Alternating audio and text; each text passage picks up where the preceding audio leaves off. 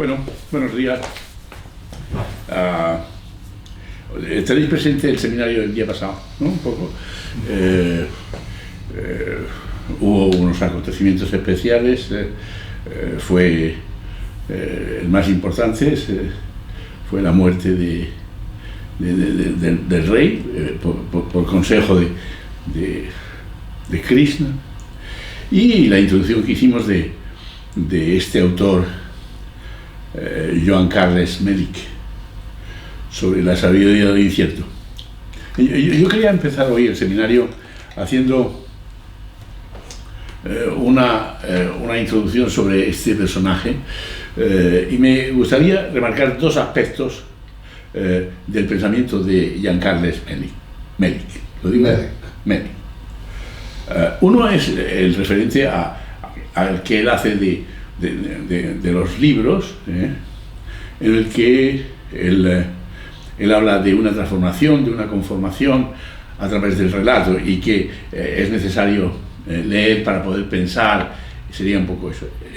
A mí me ha parecido muy interesante, pero he continuado leyéndolo y me continúa siendo interesante porque conecta bastante con nuestro trabajo de observación de bebés. Y conecta por el hecho de que de alguna forma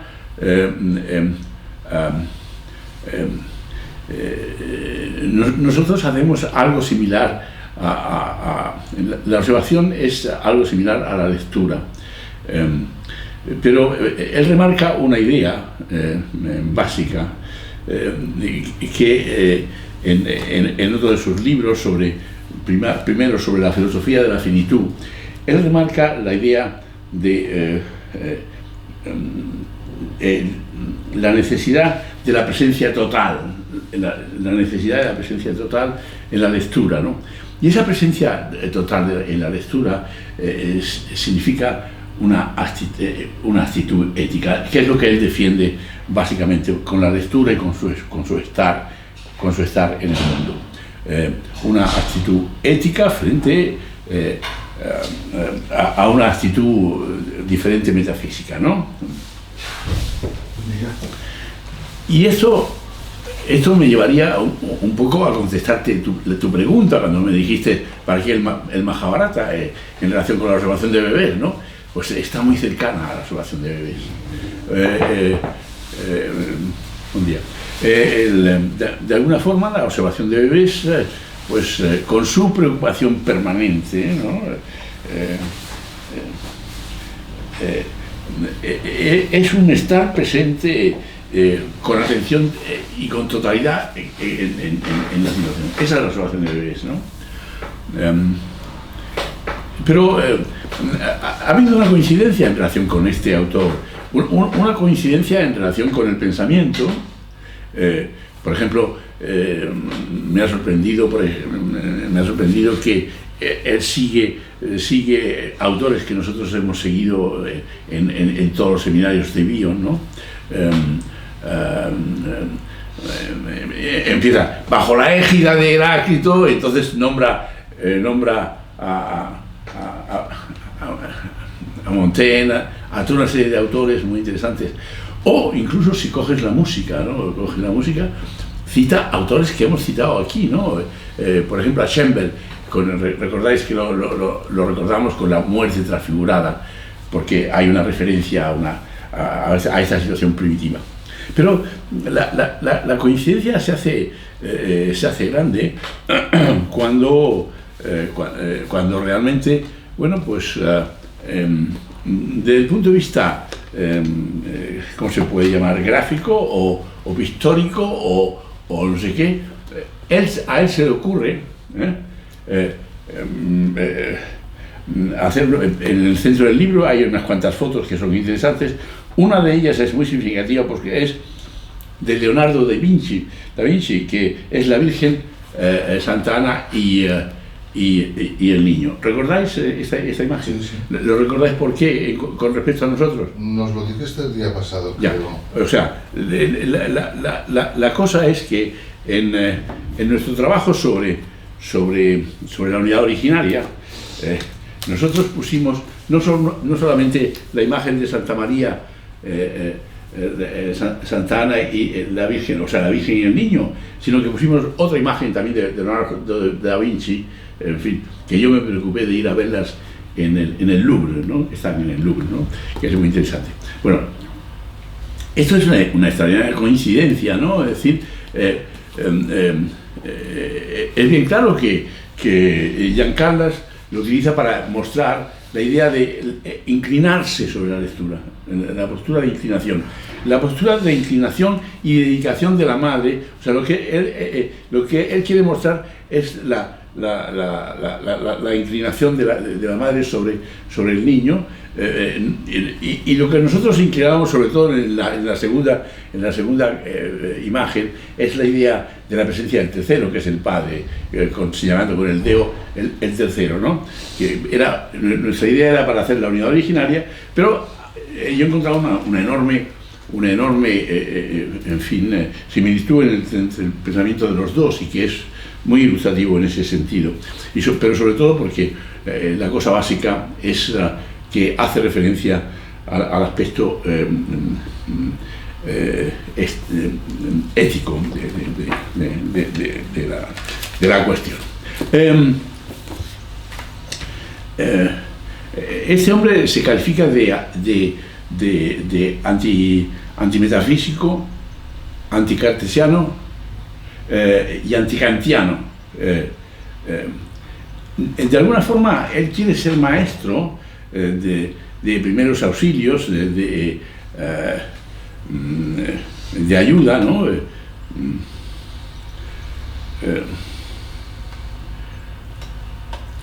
En este camino arduo y misterioso y rico de la lectura, y aclara, no de autoayuda, en un momento él lo nombra, lo dice, sino de ayuda culta y crítica, reclamando respeto y consideración por lo que él considera venerable de los clásicos.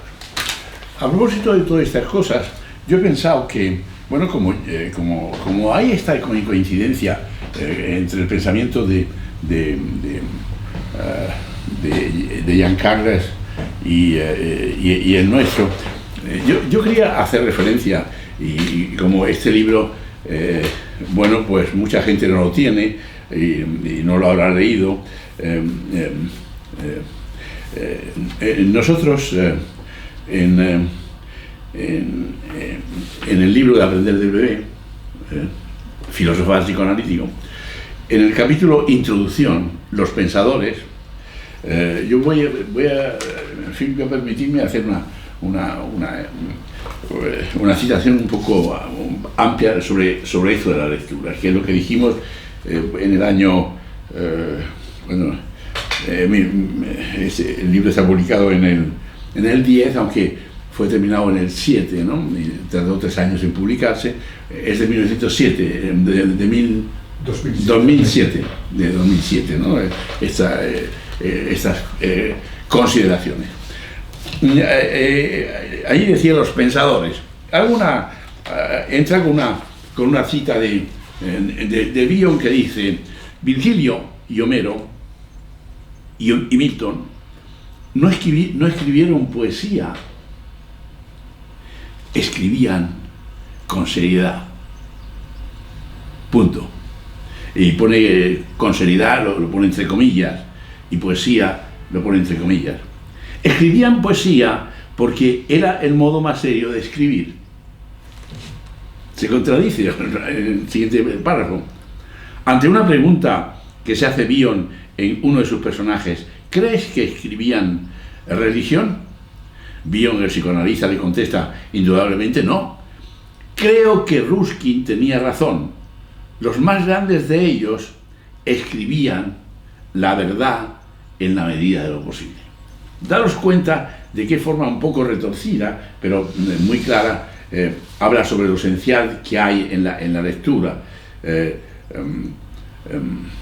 Lo más serio es escribir, y escribir sobre la verdad. Y siguió el diálogo en boca de una mujer: no voy a desearos dulces sueños, porque como él diría, el psicoanalista Bion, los sueños son siempre dulces una vez que los hemos verbalizado. Concluyó Bion: Yo no lo dije, lo dijo Freud. Esta es la cita de Memorias del Futuro. Lo que yo digo de los pensadores es lo siguiente. Quería hacer previamente una distinción acerca de lo que yo pienso sobre los pensadores en general. Y para explicar el por qué yo utilizo unos pensadores particulares, hablaré de los pensadores fuertes y los pensadores con pasión. Él habla de los pensadores clásicos o los pensadores venerables, ante los cuales uno debería arrodillarse. Y aunque él se considera anti-metafísico, anti-kantiano y anti-cartesiano, Sí. él hace una descripción de Descartes y de Kant memorable, exquisita y elocuente. Quisiera hacer brevemente, ¿qué entiendo por pensadores fuertes? Aquellos que te proporcionan ideas consistentes, que no se desvanecen al primer embate y puedes volver a ellas una y otra vez, porque son origen y son originales, son sencillas y suministran ideas sabias. Los pensadores fuertes producen o tienen, podríamos decir, una manufactura de ideas que proporcionan salidas, integraciones con amplio horizonte, posibilidad de encontrar soluciones fáciles y mostrar al mismo tiempo que las soluciones fáciles se consiguen solo después de un arduo trabajo. Un pensador fuerte es aquella persona que tiene la osadía y el coraje de sostener una idea sencilla a favor del desarrollo y de la dignidad del ser humano. Es fuerte porque sostiene, es fuerte porque empuja, es fuerte porque contiene, es fuerte porque no tiene temor y se aventura y se abre a la noche oscura de lo desconocido o al esplendor luminoso del mediodía con serenidad.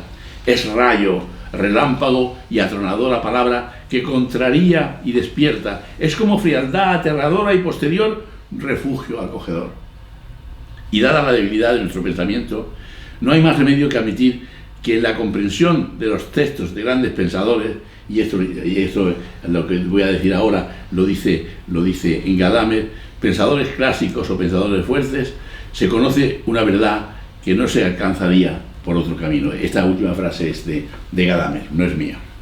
Pero el pensador fuerte necesita de otros pensadores que no son pensadores cofuertes, sino pensadores con pasión. En el doble sentido de pensadores que despliegan pasión en su pensamiento y que este está dictado casi siempre por la compasión y la piedad por el ser humano, suelen ser personas que están interesados por la acción o por la práctica y aplicación de su pensamiento.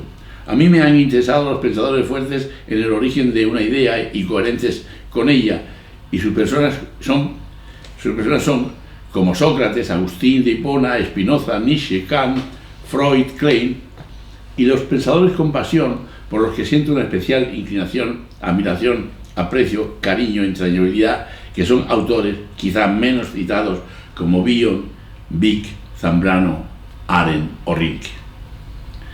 Los podríamos calificar a estos de ángeles, me refiero a la idea de Rilke de los ángeles, o autores más terrenales que celestiales, autores comprometidos con una tarea cotidiana, y esto es muy importante, más terrenales que celestiales, que conmueven por su biografía, casi siempre conectada con el dolor y el sufrimiento humano, algunos directa o indirectamente sufrientes del holocausto como Hannah Arendt o Esther Wieck, o una guerra fratricida como María Zambrano en España. Son los escritores que tratan de llevarse a una esencia del pensamiento diario con la acción del pensamiento o el pensamiento-acción. Bion, Wieck, Zambrano y Arendt se entrecruzan, se hacen guiños y ocultan con sigilo su calidad de autores pensadores para mostrarse como dispensadores de amparo y protección humana. Ninguno de ellos se reconoce como gran pensador o filósofo. Agustín de Hipona decía que era Dios que le hacía pensar. También Bion, a su manera, que afirma que no haber hecho ninguna aportación al psicoanálisis y se considera únicamente psicoanalista clínico. A mí me parece que Hannah Arendt expresa muy claramente nuestra idea de pensadores con compasión. 2 puntos, y estas son palabras, cito textualmente Hannah Arendt. Estamos tan acostumbrados a las viejas contraposiciones entre razón y pasión y entre espíritu y vida que, en cierto modo, nos extraña la idea de un pensamiento apasionado en el que pensar y ser viviente se convierte en una misma cosa.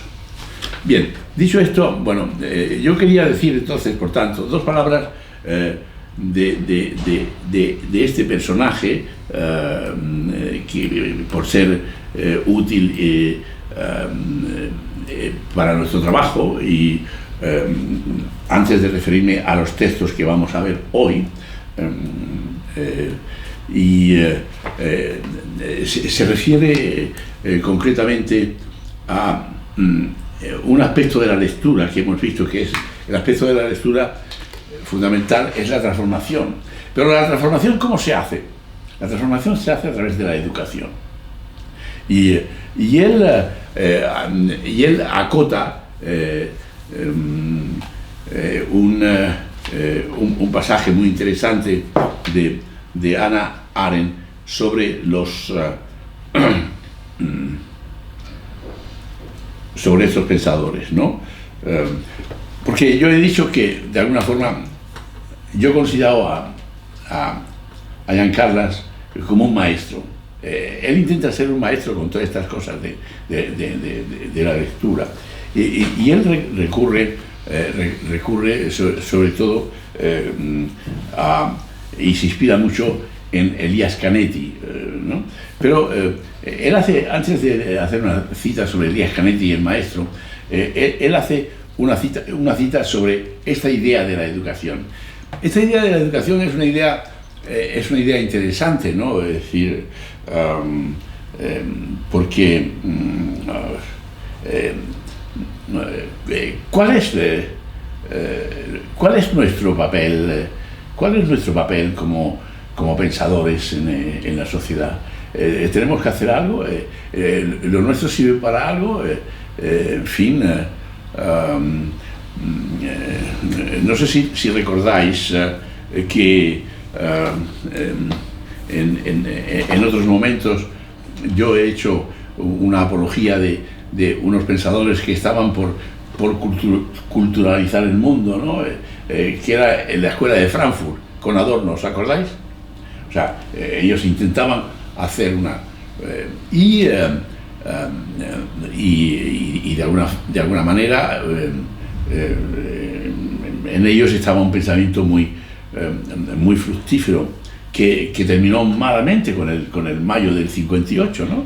De una forma un poco trágica, ¿no? Y hay anécdotas que son muy significativas. Adorno, que era un defensor de libertades y de cosas, de pronto se puso en contra del activismo de los estudiantes, diciendo: es que estos estudiantes son muy activistas y por tanto tienen dificultad hay dificultad para poder aceptar estas cosas. Entonces los estudiantes se fueron contra él y fueron a protestar, pero no protestaron solo en las calles, sino que fueron a las aulas. Y recordaros que yo os conté la anécdota de que no sé si fue una sola mujer o 2 o 3 mujeres, llegaron y desnudaron sus pechos delante del culto Adorno y bueno, en fin, fue un desastre, ¿no? A los pocos días murió el hombre de un infarto de miocardio. Se ha querido conectar se ha querido conectar justamente no te rías tú, porque realmente estamos en una situación similar.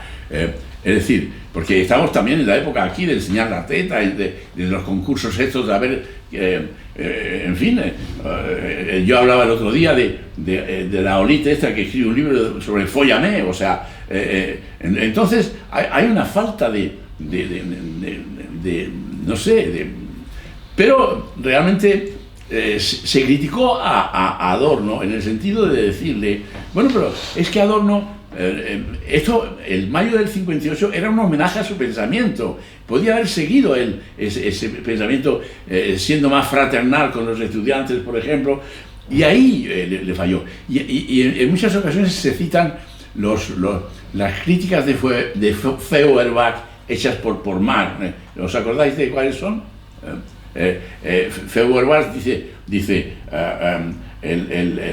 el observador debe ser observado, el enseñador al enseñador hay que enseñarlo, al maestro hay que enseñarlo, al observador hay que es un poco la propuesta nuestra, al observador le hacemos aprender la observación. La otra es, los intelectuales, hablan mucho de intelectuales, pero la función del intelectual es transformar al mundo, y que de alguna forma el pensamiento de Adorno, este pensamiento exquisito de tantos pensadores, se queda al margen porque se queda como una especie de adorno de la vida, pero no es efectivo, ¿no? Porque no transforma el mundo, sino que se queda en nada. O sea, y nadie nos oye, o nadie oye Adorno, o nadie oye estos seminarios, o nadie oye en ese momento en que hay, tanta rapidez para hacer las cosas, ¿no? Bueno, dicho esto, lo que yo quería decir, bueno, de esta forma es remarcar de cómo es el pensamiento de Jean Carles, utilizando el pensamiento de Arendt. Dice sobre este asunto de la educación, que sería un poco para que sirven estos seminarios, un poco para educar. O sea, hay implícita esta idea, ¿no? Aunque el Jean Carles está en contra de la educación, el que quiera escuchar, dice, yo no quiero dar ninguna lección, pero sí que es maestro, sí que quiere ser maestro, sí que quiere que aprendamos, sí que yo quiero que aprendáis, sí que yo quiero que sean unas lecciones para que digan alguna cosa. Él dice aquí,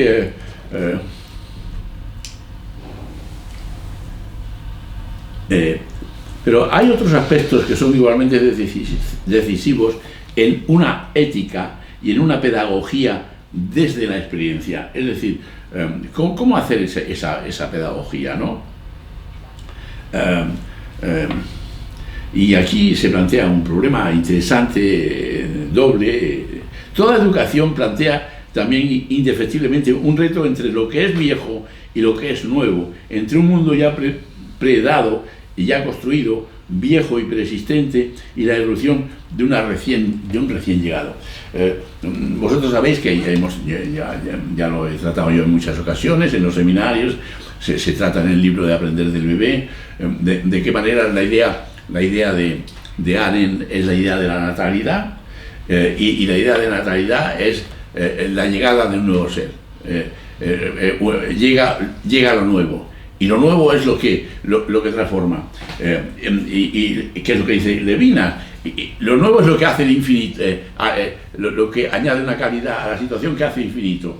O sea, lo infinito es porque la especie se renueva en la creatividad, en la fertilidad, en la fecundidad. Bien, entonces Hannah Arendt hace aquí una precisión en relación con todo lo que estamos hablando. Siguiendo a Hannah Arendt, dice Jean Carles, se podría decir que la educación es una de las actividades más elementales y más necesarias de la sociedad humana, la cual no se mantiene nunca tal como es, sino que se renueva continuamente por el nacimiento, por la llegada de nuevos seres humanos. La llegada de un nuevo ser es lo que he dicho, y es lo que ha dicho también Levinas, de decir, hay una renovación, hay el infinito, y el infinito es la perfección, de modo que de alguna forma esta idea del ser humano es la perfección, la fecundación. En el momento del nacimiento, los padres han introducido al recién nacido en un mundo viejo. Esta es la idea. En la educación asumen la responsabilidad de la vida y el desarrollo de sus hijos y de la perpetuación del mundo, que es la segunda parte, que esta es la que está en peligro.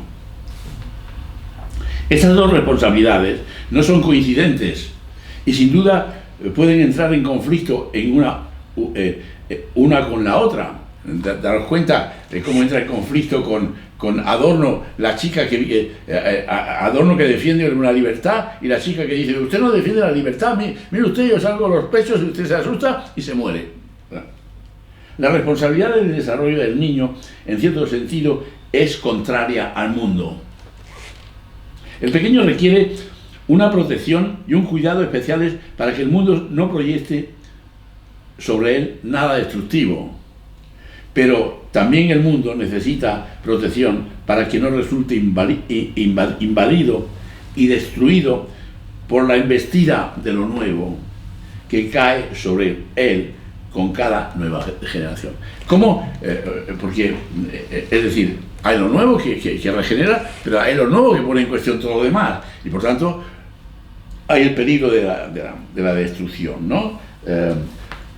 La función de dotar al recién llegado de un aparato simbólico, de una gramática con la que pueda hacer frente tanto a lo disponible como a lo indisponible de su existencia, con lo que pueda lidiar con todas las cuestiones, tanto las que se pueden resolver como las imposibles de eludir, y que nunca pueden responder técnicamente: el dolor, la muerte, el mal, el sentido de la vida, en una palabra, la contingencia.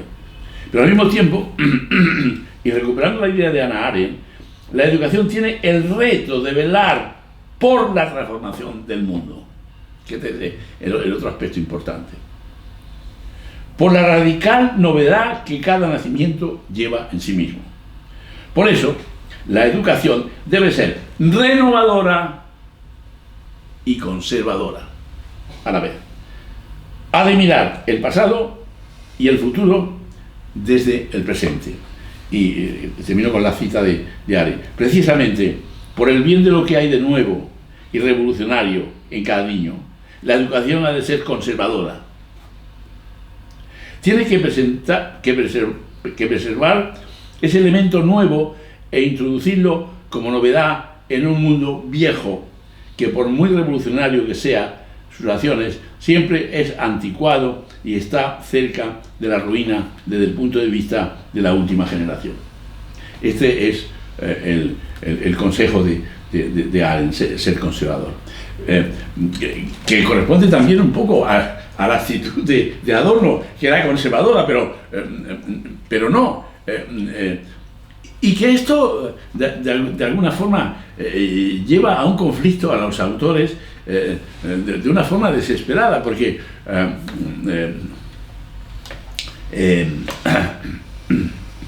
este hombre se considera antikantiano, pero realmente respeta a Kant y respeta los imperativos categóricos y los reconoce y los valora. No digamos Hannah Arendt, que es otra anécdota que yo quiero añadir hoy. Hannah Arendt estaba tan impresionada con Kant, con ese imperativo, con la ética, que empezó a escribir un trabajo sobre la razón pura. Se puso en la máquina y ya no se levantó más. Se murió. O sea, Adorno no se murió ante el choque de una provocación juvenil o infantil o nueva, tal. Pero Hannah Arendt, ¿qué he dicho yo? ¿Conservadora? ¿Tengo que ser conservadora? Tal. La realidad es que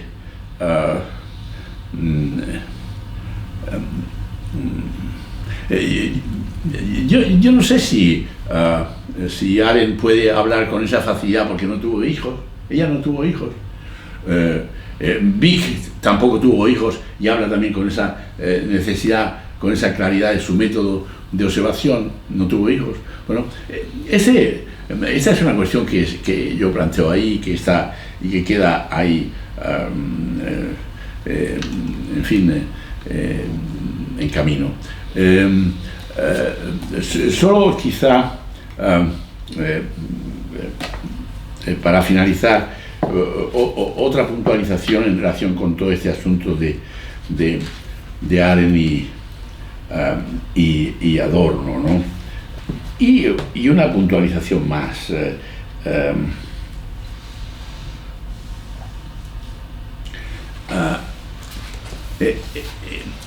Es curioso como los autores a veces con delicadeza expresan una crítica al pensamiento, ¿no? Y hacen una crítica radical. En este libro, que no es muy grande, pero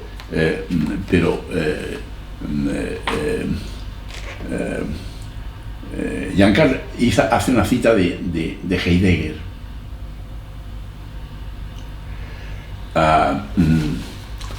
Él ha escrito contra el holocausto nazi. Este hombre ha escrito.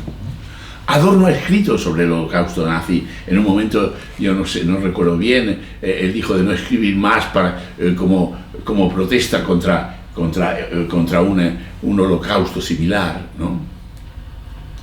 Y daros cuenta de la citación que hace Giancarlo Mellick, que uno diría es una citación pulcra, limpia, pura, esencial, sin más. Está hablando de Paul Celan, el poeta, ¿recordáis? Y dice: yo soy tú, cuando yo soy yo. Está incluyendo todo el problema ético. La cita textual de Heidegger es: así, mientras que para Heidegger el Dasein sería un ente en cuyo ser le va su ser, para una filosofía de la finitud sería ético un ente en cuyo ser le va el ser del otro. Toma esa. Es decir, tú estás interesado en ti, en tu ser, en tu narcisismo, y no en el otro. Pero esta es la forma, esta es la única cita que hace de Heidegger. Digo esto porque Hannah Arendt, que es una mujer completamente admirable, estuvo implicada en una relación con Heidegger hasta la muerte y hasta la raíz de su ser, ¿no? con toda su situación, ¿no? Pero, y que realmente yo diría que la razón le hizo morir, o sea, justamente, se sacrificó, o sea, yo no he podido completar este bello pensamiento que es la venida del otro, la llegada del otro, la llegada del niño. Yo no he tenido esa llegada en mi vida con un ser, de modo que ella muere con la razón de Kant. Bueno, en fin, lo dejo como una anécdota muy ilustrativa y muy interesante ahí, esa anécdota de Kant.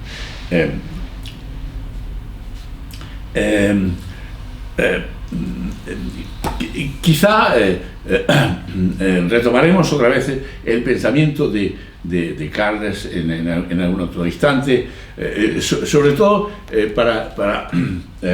para ejemplificar esta idea de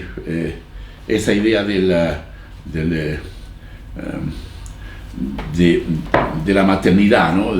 y de la observación, la conexión que hay tan estrecha con la técnica de observación de bebés. Yo tengo una anécdota en el material del último día del seminario de bebés, en el que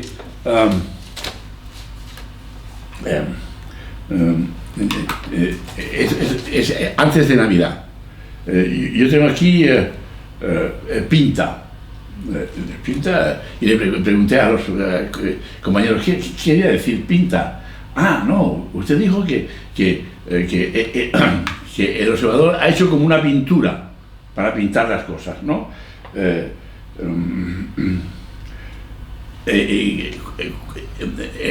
decir, no era una descripción, era una pintura, era un cuadro, que es en relación con este cuadro que nos presenta Giancarles. Pero lo que había en la observación es una madre que tenía dificultades y que era la última observación y que no estaba el padre y que entonces se hizo otra cita para que viniera el padre. Y llega y la madre se ha olvidado, y dice, me he olvidado y el padre está afuera, no está. Y entonces el padre está afuera, pero después ya viene. Entonces hay un trozo de material aquí en el cual coge a la niña y la niña está mirando al observador y está muy entusiasmada, ¿no? Y entonces la niña se pega al pecho de la madre y la madre le dice y la madre le pregunta, ¿quién es el pecho? Mientras está a punto de retirarse el sujetador. La niña se retira con todo su cuerpo hacia afuera y mira con atención al observador. Yo dije, esto es una pintura, dije antes de Navidad, antes de ver esta pintura aquí. Es una pintura en el sentido de que el observador ha tenido la habilidad de registrar todo lo que había. ¿Y qué es lo que ha registrado aquí? Yo preguntaba, ¿qué es lo que es significativo? Y ellos no entendían, pues bueno, que no le ha dado el pecho, no sé qué. La madre le pregunta si quiere el pecho, a punto de retirarse el sostén, el sujetador. O sea, ¿qué es antes? La pregunta al niño si quiere el pecho o quitarse el sujetador. Para mí eso es una fotografía de la observación. Para mí eso es un detalle que muestra la orientación por donde van las cosas. Esta madre se considera una madre pecho que puede calmar dando el pecho, pero no teniendo más imaginación o teniendo más falda o teniendo más contenido, etcétera, etcétera. En ese sentido quería hablar de esta cosa de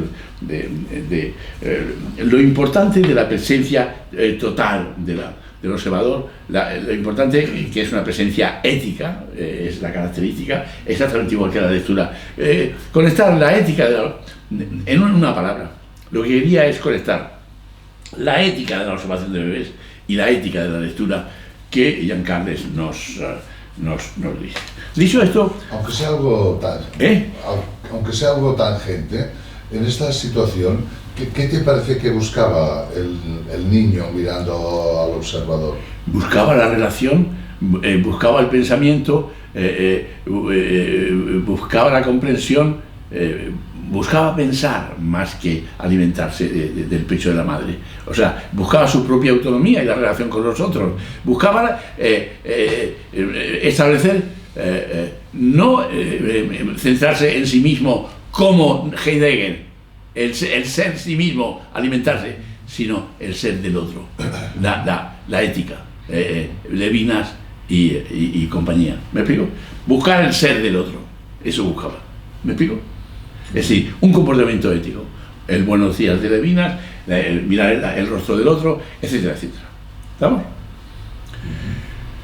Habíamos visto el día pasado... Otra cuña que me parece curiosa, ¿no? Porque tú has hablado de la educación. Sí. Y a mí me llamaba mucho la atención un paciente. Yo atiendo a un paciente, es un paciente con muchas dificultades y que lo atiendo después de haber estado más de 10 años haciendo un trabajo con una psicóloga. Yo creo que un buen trabajo, y él habla de ese trabajo como que gracias a esta psicóloga él se convirtió en persona porque la psicóloga lo educó. Y claro, a mí la palabra educación me chirriaba un poco, ¿no? Pero, bueno, oyéndote a ti hoy, ¿no? Pensaba, bueno, pues a lo mejor sí, que educar también es... Educar es atender, lo atendió. O sea, utilizó todos los medios para atenderlo. Lo que el ser humano en su finitud, el ser humano en su fragilidad, quiere ser atendido, contenido, sostenido para poder dar el siguiente paso en su autonomía. Ese sería un poco el tema. Gadamer dice, educar es educarse, formar es formarse. Que es un poco el principio de Feuerbach de Marx, ¿no? Sí. Que decir que uno se tiene que educar. Y el otro principio es que los intelectuales debemos ocuparnos por transformar el mundo. O sea, que es la segunda, otro de los ítems de ese manifiesto, ¿no? De ese Feuerbach, ¿no? Y luego hay otra cosa, y es en relación al esperar algo nuevo. Ya. ¿No? Que a mí me hacía pensar, ¿no? La necesidad de estar como muy atento cuando estás trabajando con un paciente que atiendes, ¿no? Estar esperando siempre algo nuevo. Claro. Y quizá poder de tanto en tanto dar constancia de que eso nuevo ha existido o existe, para dejar un poco lo viejo atrás, ¿no? Por supuesto. Y eso a mí me parece que tiene una gran potencia de, no solamente de vínculo, sino también de transformación, sí, en los dos. Ya. En los dos. Pero sin asustarse, que es lo que le pasó a Adorno de alguna forma, ¿no? Porque Adorno y Horkheimer, entonces llegaron y dijeron, pero ¿qué le pasa a la humanidad que se destroza y se destruye permanentemente? Porque este es el ejemplo de la humanidad. La humanidad coge una guerra y otra, o coge equivalentes de guerra, o utiliza la televisión de formas terriblemente deteriorantes, etcétera, ¿no? Entonces, bueno, ¿qué hacer? ¿Cómo hacer? ¿Cómo orientarse en ese mundo? Y cómo no perderse. Yo hablaba, os mandé la carta de Navidad, la Goutte d'eau. Yo pienso en la Goutte d'eau, yo pienso que la Goutte d'eau continúa siendo útil frente al mal absoluto. Porque hay una cosa interesante de Hannah Arendt que dice aquí también que de alguna forma no hay experiencia del bien, de la idea del bien, o si la hay, los seres humanos no la poseemos. Esto no quiere decir que no existan acciones buenas, acciones bondadosas, sino solo que en la historia no se da el bien con mayúsculas. El bien solo puede ser transhistórico y por lo tanto metafísico. Sin embargo, algo muy distinto sucede con el mal. Vivimos la experiencia del mal, la experiencia histórica del mal. Para hacer el bien hay que ser una persona extraordinaria. Para hacer el mal, en cambio, basta con ser un hombre completamente vulgar, como era Eichmann en su juicio de Jerusalén. Este es el tema. Este es el tema. Eso lo dice Melich. ¿Qué? Eso lo dice Melich. Eso lo dice Arendt en Eichmann. Esto es de Arendt. Es una cita que coge. Una cita. Melich también lo dice. Sí, pero os recomiendo que veáis un vídeo. ¿Un vídeo? Sí. En YouTube está. Sí, hay. De la entrevista que le hace Antoni Bassas a Melich a raíz de que sale este libro, este último que tú estás haciendo. Es muy interesante. Muchos de los conceptos. Está aquí. Hay varios conceptos que muy interesantes. Yo os los sugiero. Ya, está bien. Está bien, lo tendremos en cuenta. Está bien, de acuerdo. Son 51 minutos, ¿Cómo? 51 minutos. Sí. De acuerdo. Entonces, vamos a ver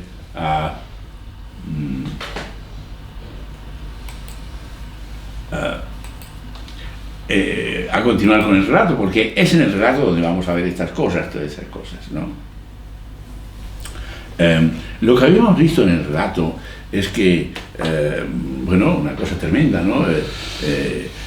Se ha construido una asamblea, el Shaha con todo lujo, por parte de un arquitecto demonio que se llama Maya.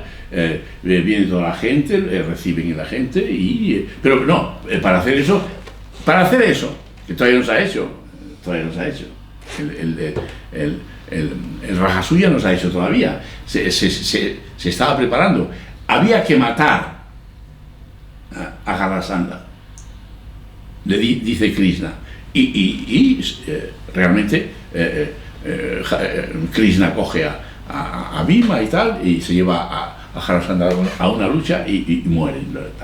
Bueno, esto se hace, pero para hacer el Raja Suya no solamente había que librarse de todo eso, sino hacer conquistas por el mundo para mostrar que Yudhishthira era un rey realmente merecedor de ese Raja Suya y sus antecesores también.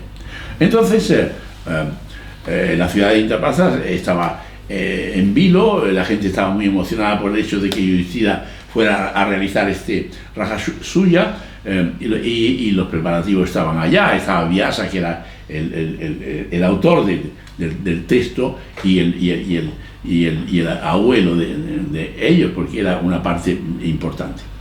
Arjuna, tras haber conquistado los países, entonces cada uno se fue. Arjuna escogió el norte, Arjuna lo mandaron al norte, a Bhima lo mandaron al este, a Sahadeva al sur, y a Nakula al oeste. Cada uno de los hermanos se fue a un sitio para conquistar terrenos, para traer dinero, para hacer. Y es lo que hoy de lo que hoy voy a tratar. Porque hay otro asunto, porque todavía la tragedia de este Raja Suya no se ha acelerado, no se ha cumplido totalmente.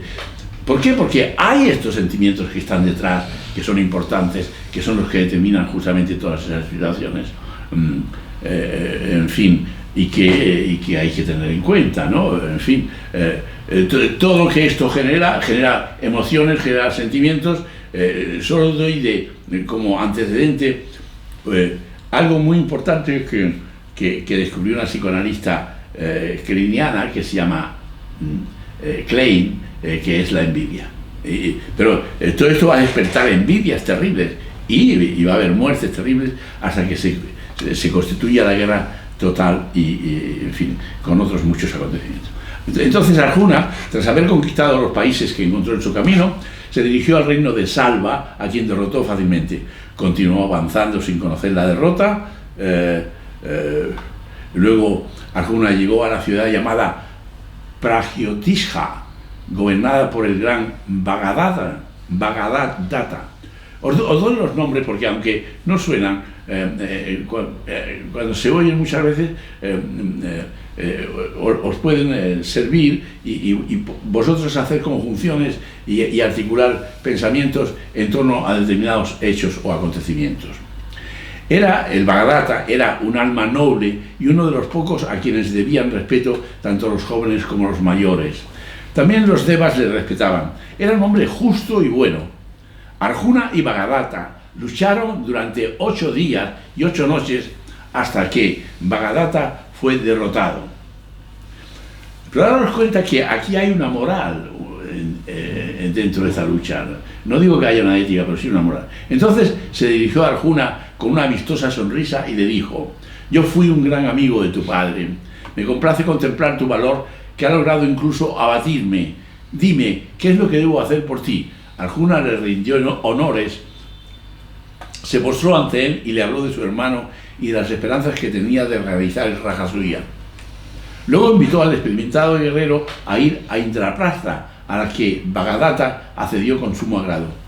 Después Arjuna se dirigió a la colina de Ramagiri, la cual había sido santificada por el señor Rama con sus andanzas y había permanecido allí durante 4 días. Las aguas también eran santas, pues la princesa Sita se había bañado en ellas.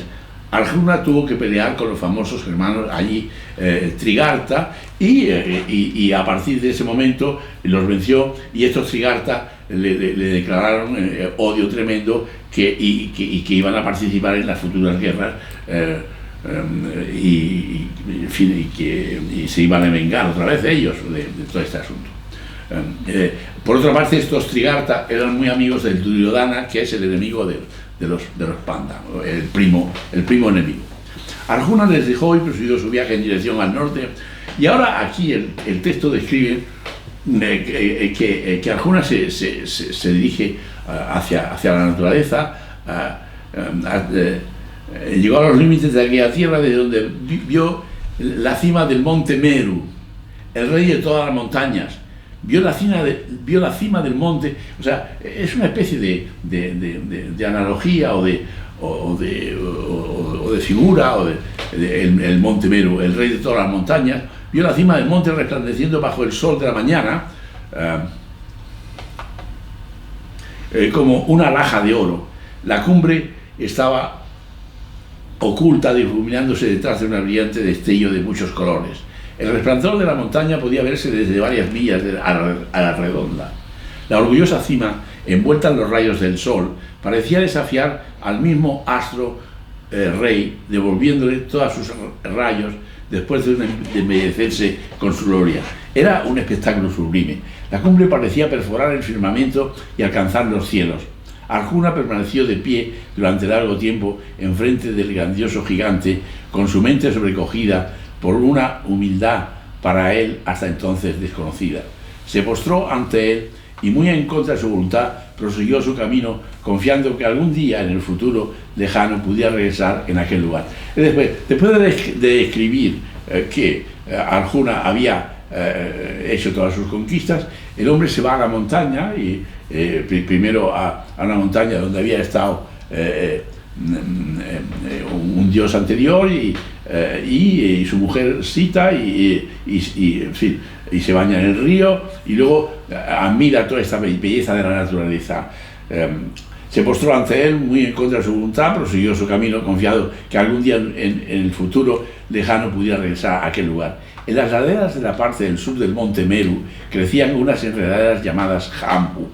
Toda la ladera estaba cubierta de ellas, las cuales siempre estaban repletas de unas flores que eran las favoritas de los sijas que frecuentaban el lugar. Es decir, como aparte de todo lo siniestro que hay en la guerra, en las luchas y tal, luego, por otra parte, la naturaleza ofrece su belleza y la posibilidad de elevarte y de recomponerte y de transformarte. Aquellas enredaderas eran tan características de aquel lugar que los sijas y los charanas denominaban aquella zona con el nombre de Jambu. Después de ver las enredaderas de Jambu, continuó hasta el monte Gandamadana, donde comenzó su viaje de regreso. Después de una agradable estancia llena de aventuras, regresó a Indraprastha. Por donde quiera que pasaba, le ofrecían joyas, riquezas, regalos de incalculable valor.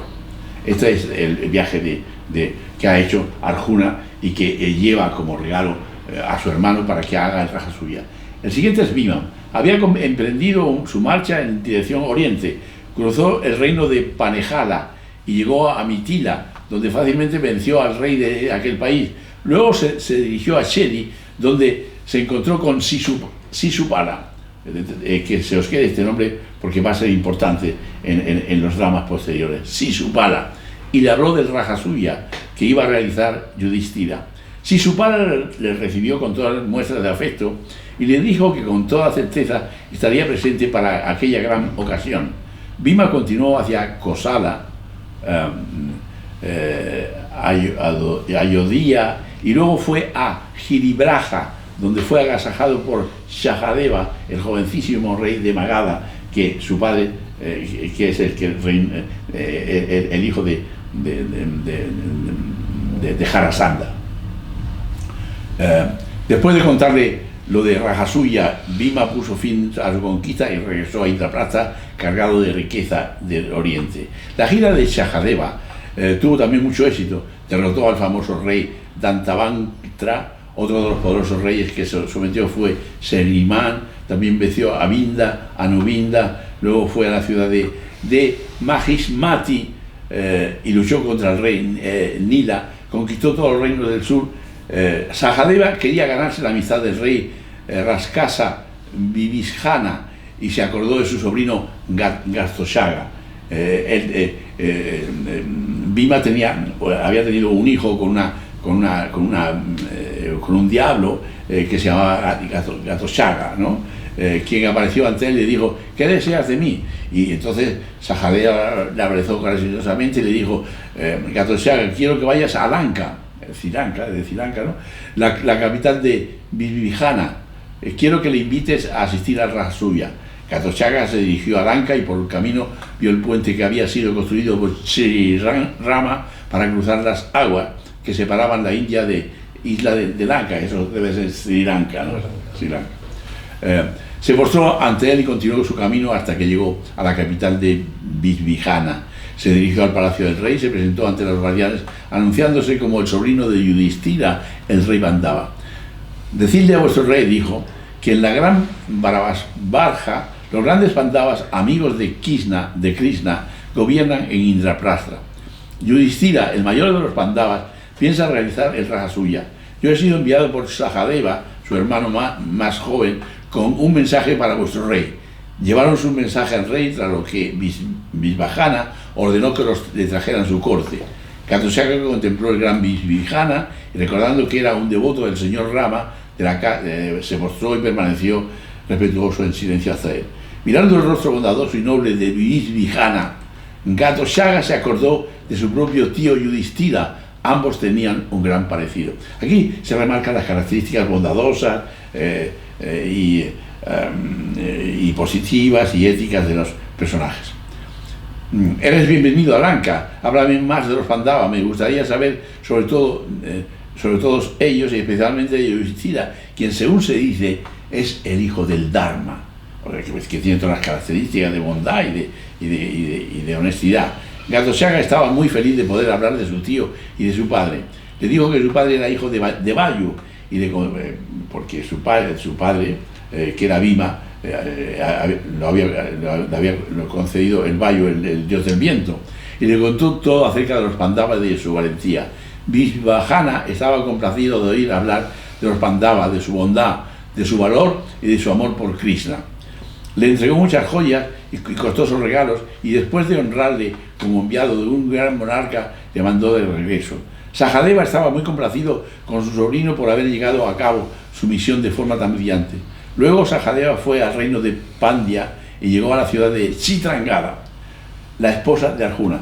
Recordar que Arjuna en su primera salida primero tuvo una aventura con una apsara y luego tuvo una aventura con esta hija de la ciudad con Chitrangada y de cuya relación nació un hijo. Entonces su padre, el rey, estuvo muy contento de ver al hermano de Arjuna y le enseñó a Varubhahana.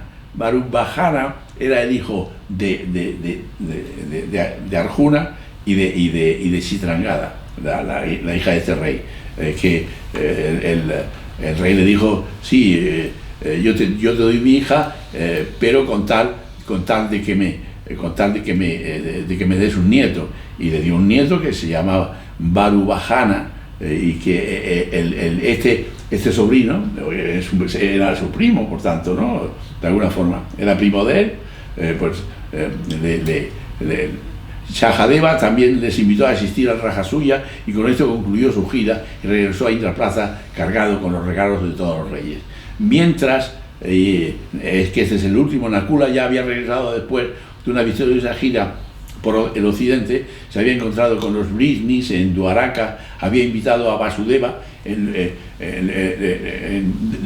Dwaraka es el sitio que construyó Krishna frente al rey Jarasandha para librarse. Construyó esta ciudad de Dwaraka, conservada por una isla y por el mar, para defenderse. Entonces invitó a Vasudeva, que era el padre de Krishna, a Balarama, que era el hermano de Krishna. También invitó a Rajasuya a los héroes de la casa de los brindis, es decir, a todos los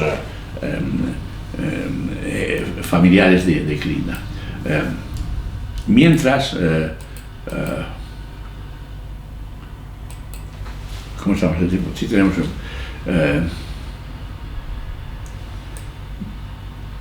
Nakula había regresado después de una victoriosa gira en Occidente, se había encontrado con los brindis, después entonces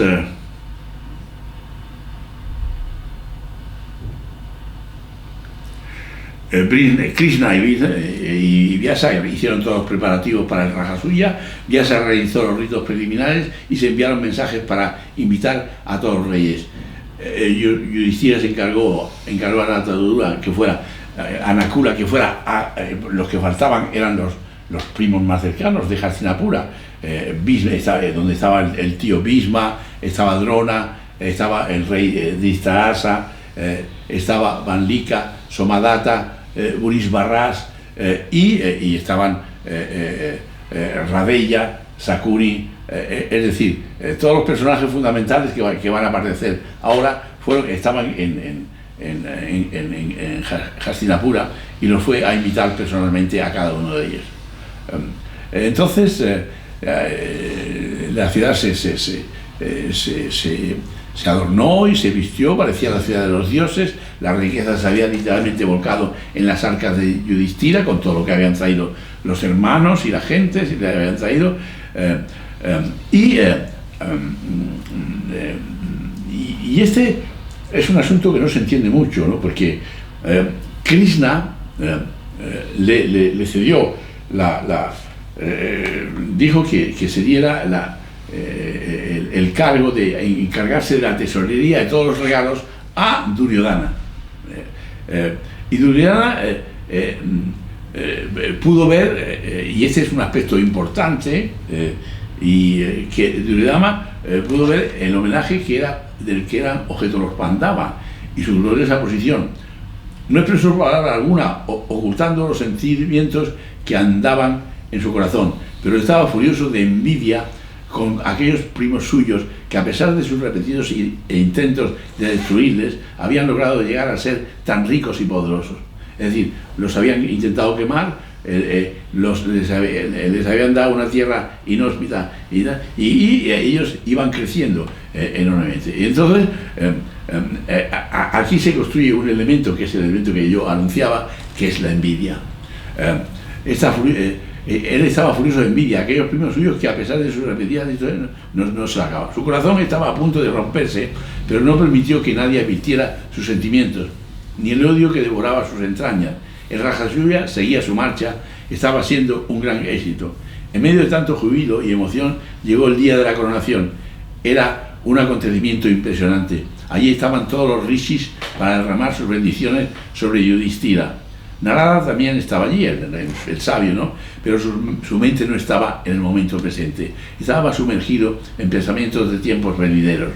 Vio a Krishna sentado cerca del trono con su eterna sonrisa en los labios. Narada le vio como el eje alrededor del cual iba a girar el futuro de Bharatavarsha.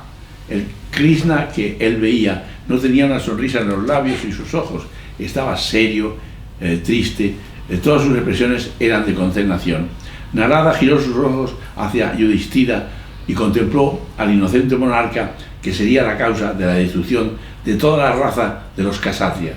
Miró luego a Drupadi y vio cómo iban a hacerse ciertas las predicciones que habían hecho sobre ella, que se destruirían todos los Kshatriyas. Duryodhana estaba mordiéndose los labios para sujetar la envidia y la furia que brotaban de su corazón. Sakuni, con sus ojos astutos, observaba todo lo que ocurría y podía verse en su sonrisa maligna dibujándose en sus finos labios. También vio a Radeya, el noble Radeya, el ser más generoso de todos los tiempos, desdichado de él. Narada, como en un cuadro, veía la muerte de Radeya a manos de su hermano, el cual ni siquiera conocía como tal. Vio a los hijos del rey ciego siendo aniquilados por Bhima. Vio el campo de batalla, el gran Kurukshetra sembrado con los cuerpos de infinidad de Kshatriyas. Magadhata, Binda, Anubinda y toda esta galaxia de príncipes yacía muertos en el campo de batalla. Desapegado como él estaba de las ataduras físicas, la mente de Narada estaba sumida en un sentimiento de inmensa lástima por cada uno de aquellos príncipes que estaba ya sentenciado a muerte. Es decir, que con esto se anuncia aparte de haberos contado toda la adquisición de riquezas para realizar esa raja suya, el pensador, el Narada, que presumía lo que iba a pasar, lo que allí se iba a construir a partir de este sentimiento de envidia. Y este sentimiento de envidia nos va a ocupar justamente el próximo tema. Porque va a haber otra tragedia justamente en el momento de celebrarse el Raja Suya. Se celebra el Raja Suya y entonces aparece la desgracia. Solo con esto de la envidia, yo quería anunciar dos ideas. Una idea es de que somos hijos de un rey ciego, que aquí es magistral, como está planteado en el Mahabharata. Duryodhana es hijo de Dhritarashtra, el representante de los celos, pero eso pasa a todos los seres humanos. Somos todos hijos de un rey ciego, que a su vez nos convertimos en reyes de hijos déspotas o poco consecuentes.